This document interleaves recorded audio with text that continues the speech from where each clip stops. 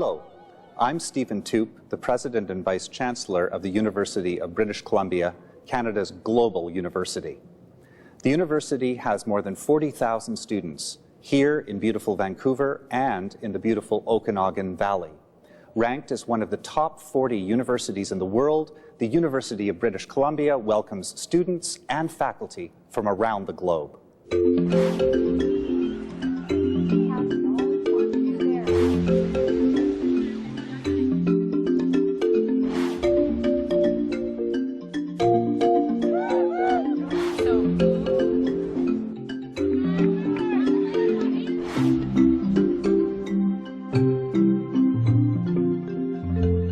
See, unless we do that direct glucose oxidation, we'll never be able to understand. So here we're just hypothesizing that under these circumstances, glucose oxidation must be going up. But unless we do that experiment, we won't know. That excitement of transmitting the knowledge that I have got over the last 20 years to these 20-year-old kids who are going to be pharmacists and doctors, you cannot never replace this.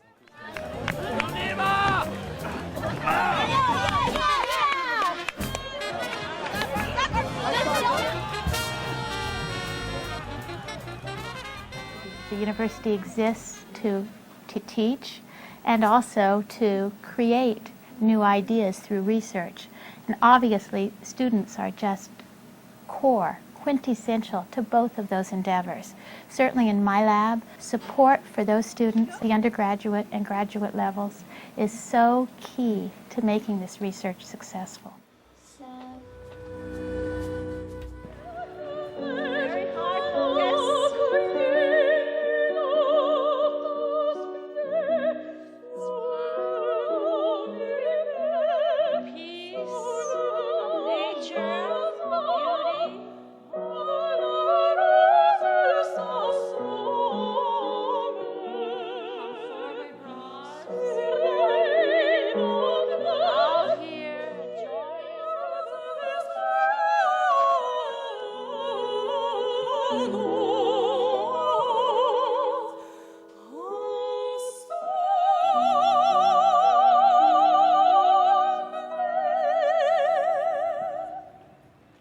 Beautiful, beautiful.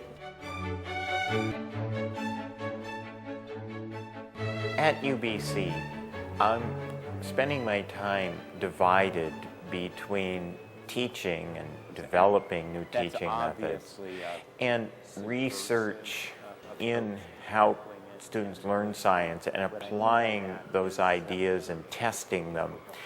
A big part of my effort is going to be developing a large community of faculty who are carrying out these reforms and carrying out this scientific approach to teaching, where you don't just teach, but you teach and evaluate and build on that information to continually improve how students learn.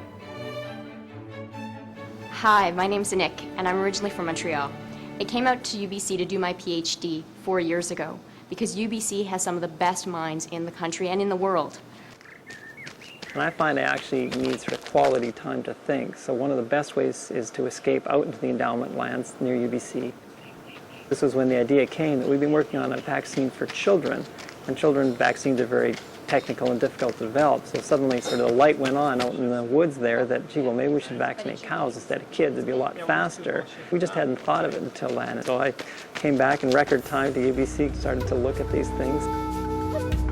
Hi there, my name is Evan Adams. I am from the Sliman First Nation, and I am also a physician. I'm studying Aboriginal family medicine here at UBC. It's one of the few places in the country that trains doctors to work specifically in Aboriginal communities.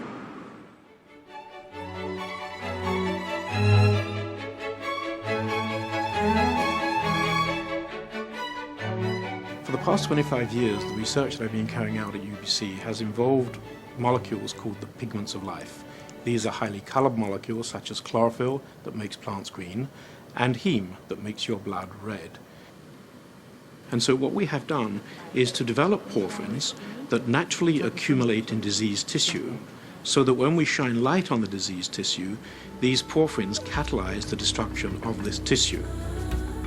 Our drug Visudyne was approved by the FDA, and since then it has been approved in 62 countries around the world. It is the only treatment available for the wet form of macular degeneration, and we are currently saving thousands of people from going blind, as measured, for instance, by the first 2-year sales, which were $600 million.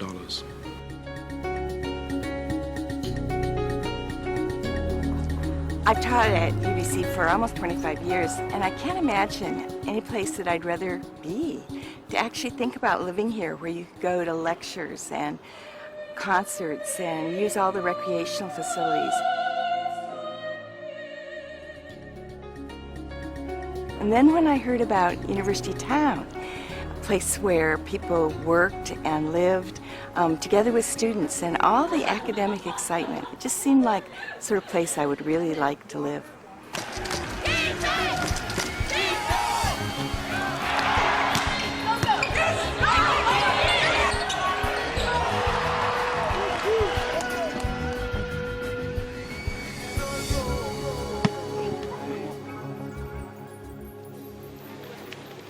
I love the Okanagan. I love being so close to home, and I love how small it is up here and how warm and cheap it is to live here. So I said I should stay here and get a great university education now that it's UBCO. It doesn't stop at this level. It goes on and on. We're not so much defined by where we live so much as by what we do now and who we are and how we contribute to the community. So I'm going to work towards being a better citizen of the world as opposed to a citizen of Kelowna or Canada or North America.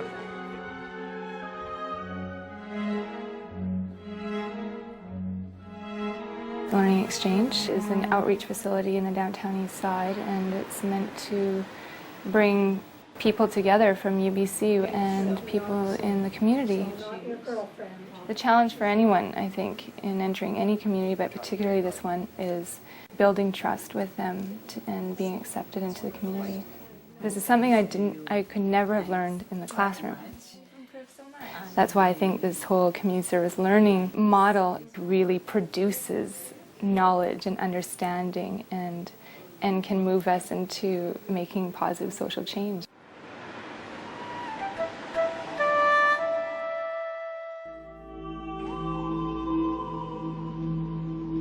The problem we're working on right now is trying to determine the age of the universe. And we do this by using the Hubble Space Telescope.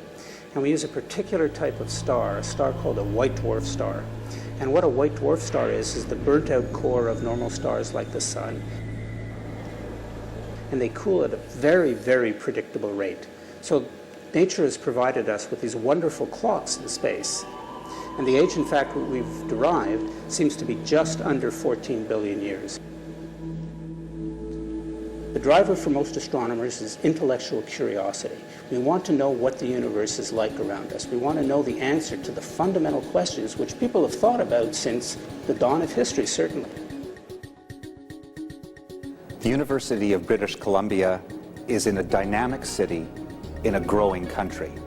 Although by world standards, we're a young university, we're proud that in 2008, we will be celebrating our 100th anniversary.